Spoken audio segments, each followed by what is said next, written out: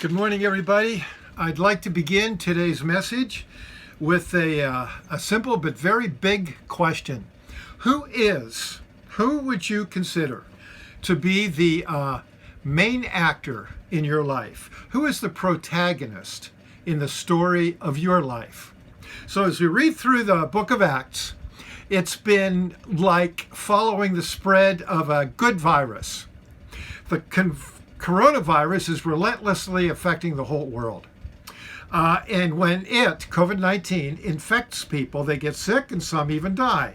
And all of our efforts to stop it might be slowing it down a bit, but it's unstoppable. Now, the book of Acts is actually the mirror image of that, meaning the opposite. The gospel is a good virus, which, when it infects people, gives them a new kind of health, a new heart, a new spirit, and a new hope, and a new kind of life, which is eternal.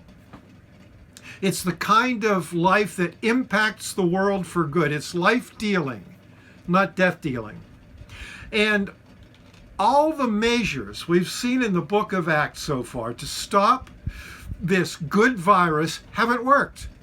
Arrests can't stop it. Stonings wouldn't stop it. In fact, trying to stop the spread of the gospel only furthers it. And as we saw in chapter 10, the heart of the world, the Roman Empire, it was infected, we could say, by the gospel because it got to a Roman soldier right in the center of the power structure of the Roman Empire. And then at the end of chapter 11, Luke, who's the master storyteller, gives us a concrete example of the difference between the good virus of the gospel and a bad one. The Christians who had begun to center north of Jerusalem, up in Syria in Antioch, they got together a big collection, sent it to Jerusalem to help out the Christians that are in a position of starving because of a famine, whereas the Romans, soldiers, the Romans government, and the leadership of Judaism collaborated together to kill Christians. One to save Christians, one the other to kill them. And so, let's see what happens next. Here we are in chapter 12, verse 1. It was about this time that King Herod had arrested some people who belonged to the church, intending to persecute them. Okay, this Herod is Herod Agrippa. He's the grandson of Herod the Great. Grandpa Herod the Great, his grandpa, Agrippa's grandfather, killed his own wife, killed his own father, and he's the one who presided over the beheading of John the Baptist and killed all those children in Bethlehem. This was a bad grandpa. Well, he then sent his little grandson Agrippa off to Rome so he could be raised there. Agrippa did get raised there. He became a rebel. He went off and became a playboy. Emperor Caligula had him arrested and then finally set him free so that he could go back to Jerusalem and be in charge of these wild Jews and this new cult that people thought of as the Jesus movement. And so, Agrippa, Herod by now, he's good at making deals. And peace was working, except that the Jesus movement kept growing. And it became too threatening to him, not least because Jesus was being called king. So, verse 2, because of this, Herod Agrippa had James, the brother of John, put to death with the sword. You can imagine people speaking about this from town to town and home to home and village to village. Did you hear the news? Herod beheaded James. Not James. He was one of the good guys. He was an apostle, the inner circle. I thought for sure God would protect James, but he didn't. How is this fair? And then comes the question, why James? Why did Peter live? Not only that, Luke gives James only one sentence. No eulogy, just one sentence. Agrippa put James to the sword. That's it. Stephen got an entire chapter, and he wasn't even an apostle. Why is that? Well, The Bible is extremely unhelpful in explaining these things, especially suffering. Why some suffer and why don't. Job talks to God and he says, why? Why are you doing all of this to me? And all Job gets is a rebuke from God saying, were you there when I created the earth? And Jesus was asked the very same question in a different way, essentially. All he answered was, be careful so that something worse doesn't happen to you. But for me, this is the kind of the thing that I see in the Bible that really comforts me, because it doesn't whitewash anything. And it makes it all more real to me for that reason. The Bible tells this very simple story, which I find to be the most credible story about existence that exists. We live on a broken planet that displeases God as much as it displeases us. Who disagrees with that? Jesus told us to pray, thy will be done on earth as it is in heaven. Who doesn't pray for a better world? And everybody knows that the prayer for this better world has not yet been answered. And so throughout the ages, philosophers and theologians have all had their theories, and they're all boiled down to just a few. Evolution hasn't yet reached its pinnacle, or it's because of bad human behavior and sin, or it's because there are evil forces coming in from the outside. And nobody's totally satisfied with those answers, but nobody's got anything really better yet. So for me, there are some big takeaways, and here they are. Takeaways from this idea that James just died, and a one-line obituary. First, none of us are as important as we might think we are. Most of us think that we are more central to making things happen in the world than we really are. And when I really think about it, the brevity of life shows me that there's not much that any of us can really accomplish anyway. We are simply not as indispensable as we think we are. We grieve for James, but he's only one among billions of people who've ever lived. At the very same time, my second takeaway is this. James matters to God and to others, and you do too. And when you suffer, God is right there. Why? Because you matter. You find out that God is, throughout the Bible, on the side of the sufferer, and he's against those who inflict suffering. He's always, just follow Jesus. He's always showing compassion to hurting people. And when there's unjust suffering, God always works it out. And this is clear. It happens, and Jesus proclaimed it. God is always working the worst into his plan and bringing somehow glory and a future redemption out of it. That's the promises of the gospel. And given the promises of the gospel, how bad is death anyway? Third thing, while the Bible doesn't major on why or who, it does major on what we should do about suffering. Jesus said, as the Father has sent me, I send you. The Apostle Paul wrote in 2 Corinthians 1:4, God comforts us in all of our troubles so that we can comfort those who are in any trouble with the same comfort we have received. And if we look at history of the church, which is full of sinners and hypocritical people like you and me, the worldwide church is the most powerful force for good on planet Earth. Author Philip Yancey writes about traveling to 84 different countries, and he said, all I need to do is I can follow the steps of Jesus in the Christians who don't major in why, they major in caring and healing. And he follows them through the hospitals, the clinics, the orphanages, the incredible treatment of leprosy by a Christian who spent 30 years in India.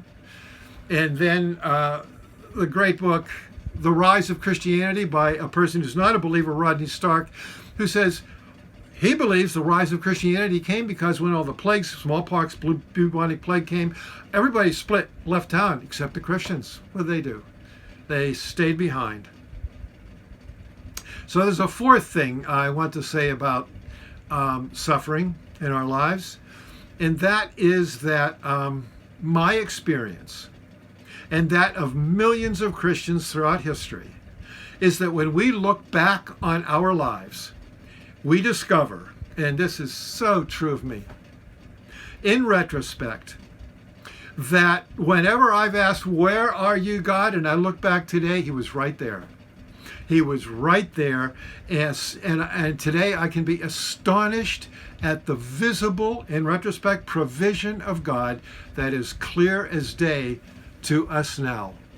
So from his place in heaven right now, James would be able to say to everything I just said, amen, preach it. It's true. Well, when Herod killed James, verse 4, everybody was happy about that. Not the Christians, but the other citizens. His poll numbers went up. And so he seized Peter too, threw him in jail, got 12 guards.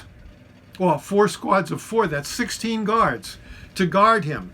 Threw him in prison, and he's chained to one soldier, chained to another soldier, and the other 14 are all surrounding him. I mean, Peter can't get out. And then there's this seriously funny scene. They hold an all-night prayer meeting. You know, that's what you do when there's an emergency. Hold an all-night prayer meeting, try to save this person who's bound for death. And so the church is earnestly praying, and while they're praying, an angel comes. And that's a word that either means specifically angel, but sometimes can mean the presence of God. It's used differently in the Bible. But an angel comes and strikes Peter on the shoulder. The chains fall off. The soldiers don't awaken. Peter gets up. He's kind of groggy, thinks he's in a vision, sort of just walks out past all the guards. And the angel said, "Okay, Peter, put on your clothes, get dressed, put on your shoes." And Peter's wondering, is this really happening? And he thinks he's seeing a vision. And it says in verse 11, then Peter came to himself. And he sees he's free. He doesn't know how it happened, really.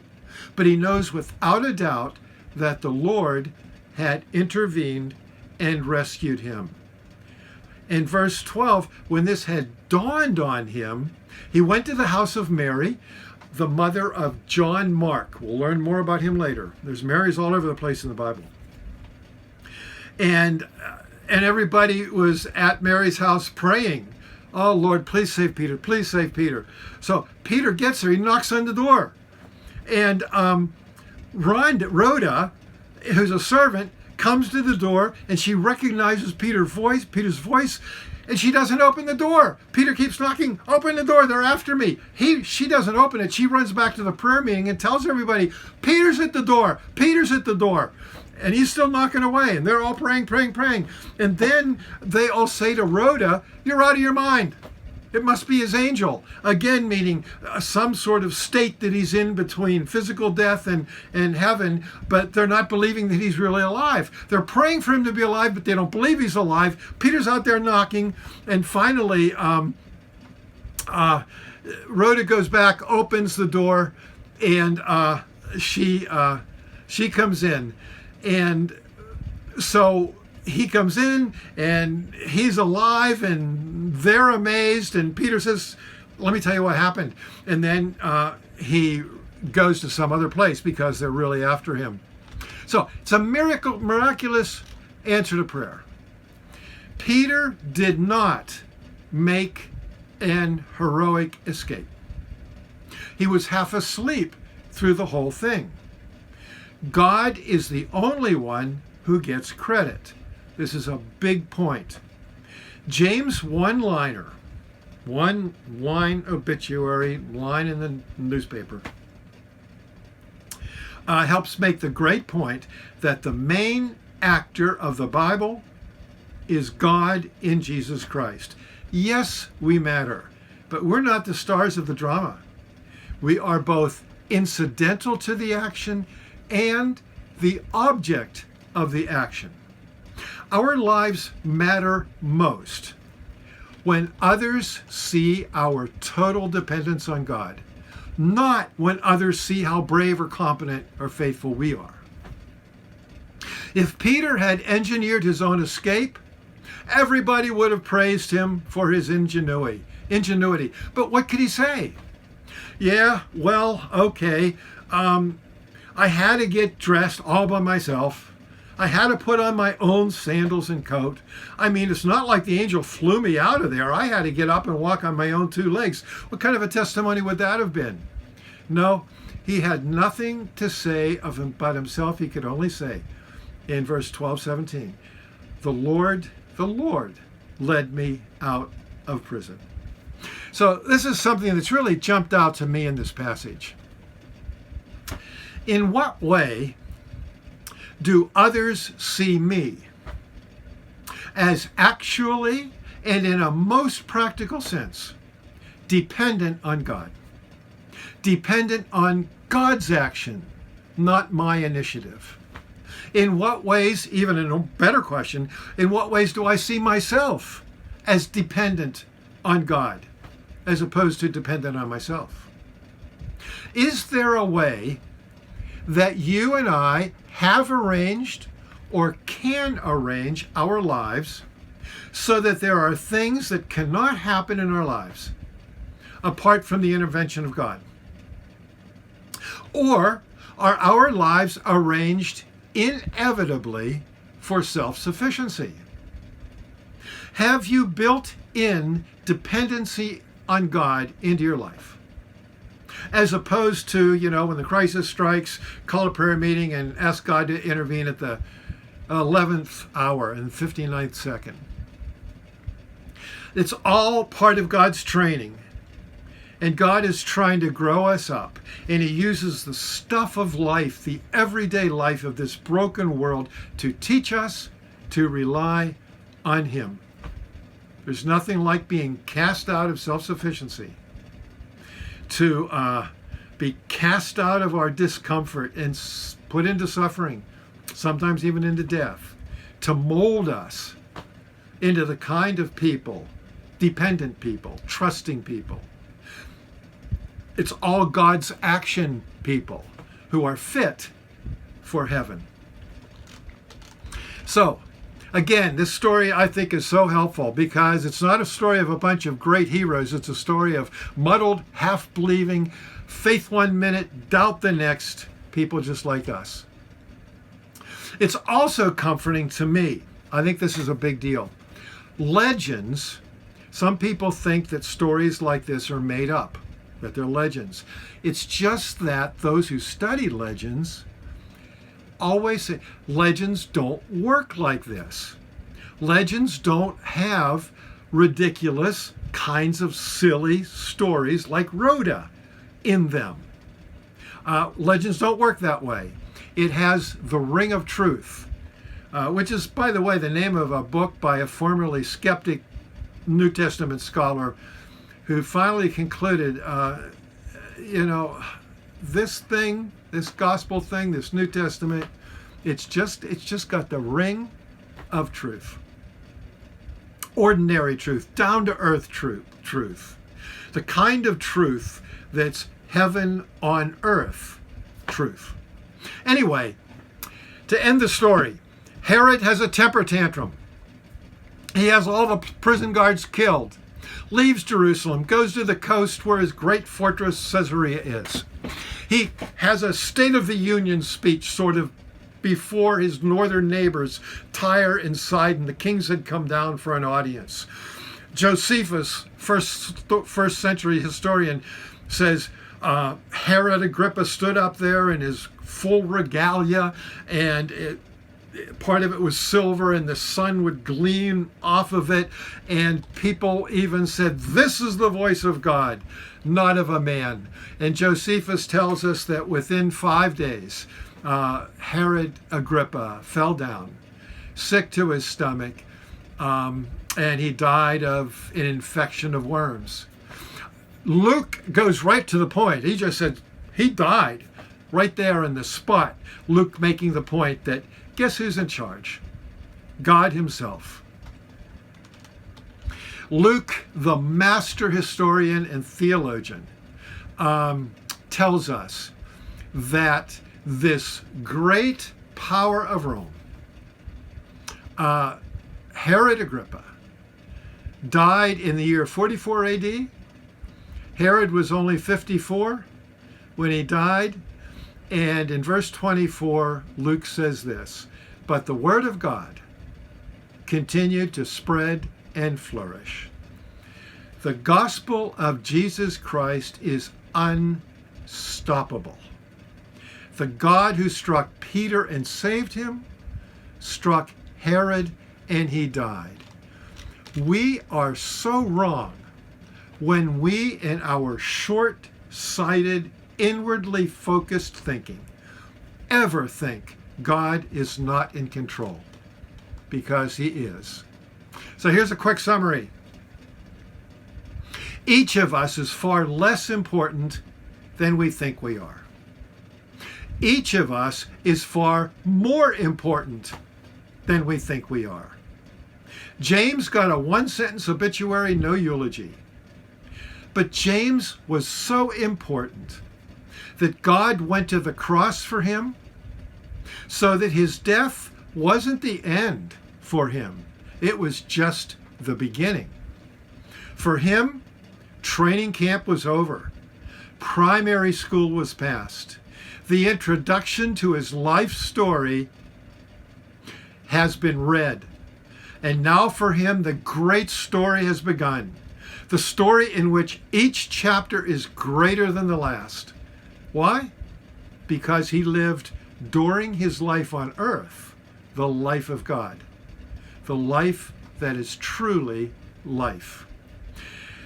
Whether I'm a James who gets a one-liner in the obituaries, or whether I'm a Peter who gets saved and has the most famous cathedral in the world named after him, God's unstoppable love has included me in the drama. Back to the question. Who's the protagonist in your life? Who's the main character? And when people look at your life, who will get the glory? Amen, and God bless.